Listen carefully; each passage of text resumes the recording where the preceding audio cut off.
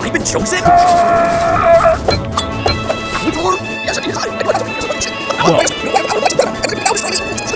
Whoa. We have to say the end. You can find that empty reviews, then you must awaken the monster from the pit.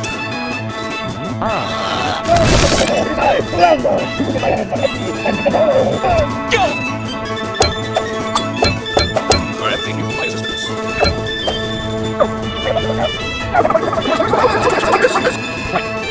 No! Alright, quick on! Quick on, let's go!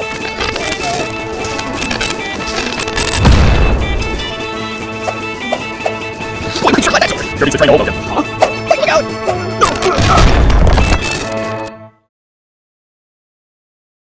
Hello everyone, I'm coming at you amidst overcoming a cold as well as a bit of a sweaty work break. Just here to quickly chime in. I've done this a few times last year, or a couple of years ago at this point. During my empty film review series, I'd kind of put out these little interjection videos talking about the modern culture and stuff in a shorter, quicker, less edited way. Even though the podcast is barely edited to begin with. Yeah, look guys, you read the title. Look, I'm sorry, but it's true. Tommy is washed. Fake Power Ranger fans / millennial, basically boomers, with all the Mighty Morphin Power Ranger glaze, it's just crazy. It's just crazy, alright? I'm going to try not to steal my little brother's thunder here too much with the video he wants to make. Asking the Power Ranger fans, what do you guys even want out of this series? Because so many people glaze Mighty Morphin. And then they really kind of just glaze like Dino Thunder because it also has Tommy in it. Dino Blunder, more like. But seriously, like, Tommy, look, he beat up a few kids. And that's all he ever did. He instantly got bad after that. Jason David Frank is a GOAT, okay? Regardless of any, controversies or problems he may have had in his life, he was clearly a troubled fellow who is struggling, and I'm not here to make fun of him. I do think he is genuinely a GOAT of the series, and he's so much why it is so loved. He's so much why I loved it as a kid, alright? I had fucking Zeo Red on a birthday cake of mine. I adored Tommy. I thought bro was a total G. I watched both the films on loop. But, other than, like, his brief Green Ranger arc where he was good, and by good I mean, like, capable, the guy really hasn't done much. I mean, and like, the Turbo movie is probably his next best achievement, but that movie, it's the best Power Ranger movie in a lot of ways, honestly, but, he barely even gets to do anything in that. I'm kind of discussing this off the coattails of Veridis Joe, who made a great video. It makes a lot of nerd content, occasionally some Power Ranger videos, but he made a great one called, like, Six Rangers being washed up. I forget what it was called, but essentially, it's Six Ranger Syndrome, how the goats get insta-washed, and it happens a lot in Power Rangers, and Tommy is like the slow death version of that. Like, so many seasons of him getting worse and worse and worse. And Dino Blunder is the worst example of it. I mean, the guy literally is like the problem that season. Bro provoked all the villains. He kind of helped their, like, their befallings, and the ways that they went and stuff turned into fucking monsters. Bro even admits that he was trying to make a, like, mind-controlled dinosaur monster that, of course, becomes a villain in one random episode, and he's like, oh yeah, I was just making a mind-control monster. Guess that didn't work out. It's like, bro, why would any good person be making a mind-control monster? Like, that just sounds immediately sus as fuck. So yeah, always sad to see the glazing in the wrong direction of, like, completely incapable teams, shitty dickhead characters, Tommy gets fucking beat up the entire time in Dino Thunder from the real best Tommy type character, Trent. And even Trent's like kind of just fine, you know. They got nice drip because of Abba Ranger, but that series contributes nothing, right? Mighty Morphin barely contributes anything, right? People need to be experienced in the true adaptations that stand alone as great American series. Peak Galaxy, Lights Peak Rescue, Ninja Peak, Mystic Peak.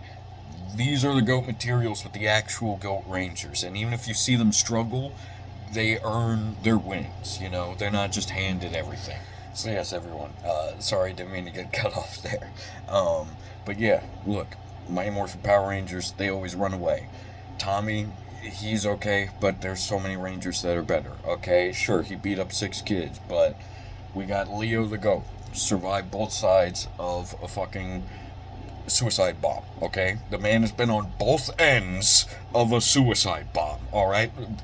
Already, nothing Tommy's done has ever come close to that, alright? You got pretty much any of the Galaxy Rangers. They got the power of the fucking universe in their swords. I barely fuck with In Space. They're a bunch of crash out losers too. But Silver Ranger, literally one of the strongest, Rangers in the whole series, all the abilities and everything that he has, washes Tommy completely. The Lights Peak guys, they're just adults. They're just grown adults, so they're beating up most of the children that have been Power Rangers. Zordon era, freaky as shit, fucking groomer. Why is he always hiring children? Tommy followed in his footsteps, also a groomer, only hires children. What the fuck, dude? Anyway, fucking nonsense. Ninja Storm. Oh my god, they're literally ninjas. Get the fuck out of here. They're superpower ninjas before they're Power Rangers. You're not touching them, bro. You're not touching them. Mystic Peak. Again, magical, like, knights with the power of the fucking universe in their hands. You're washed. You're washed, bro. You're washed. Hell. And just the seasons, too. I'm lately been surprised with how good the bulk of Disney has been. There was a golden era right after Zordon with Peak Galaxy and Lights Peak. But then it kind of, teeters a bit. Time Force is on the right, but that's the first season where all the adults are, like, also still children. Like, they're adult-aged, but they act like kids. They do it a little bit in Peak Galaxy and Lights Peak, but it's, like, every fucking episode in Time Force. And then Wild Fury, oh my god. Probably one of the biggest letdowns so far, apart from Dino Blunders. 2 seasons that I remember thinking were totally goated. Some of the best suits in the whole series. Fucking terrible crybabies who run from everything. Awful.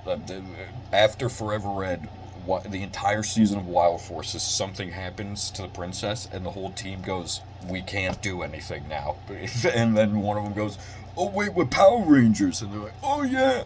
And Dino Blunder's kind of like that too. They're like, "Man, how do I be a Ranger while I'm playing soccer?" I'm like, again, is this really like? There's too many adults in this fandom for me to really believe that you guys actually care about, like, the high school content. Like, come on. We got more interesting shit going on. Look. Again, Jason, awesome. So great that he came back as many times as he did.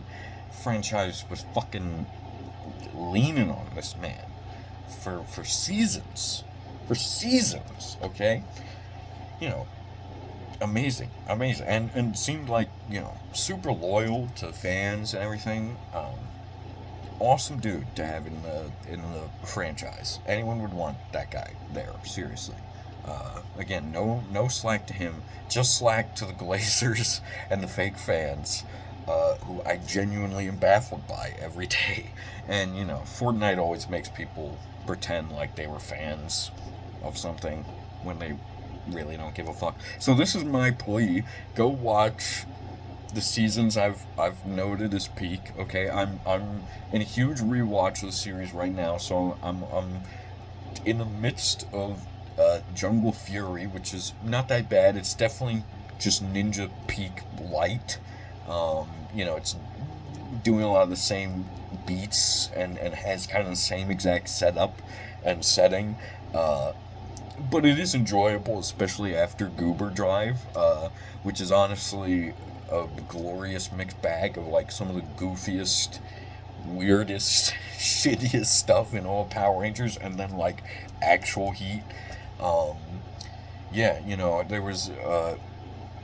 There's rarely an episode of Mighty Morphin or Power Ranger or Dino Blunder where I'm looking at those characters though as like actual humans, or not humans, heroes. They are humans. They're humans. They're humans to a fault. You needed people on a higher level doing these jobs, not teenagers. I get it for the first season. Fine. It's 90s as hell.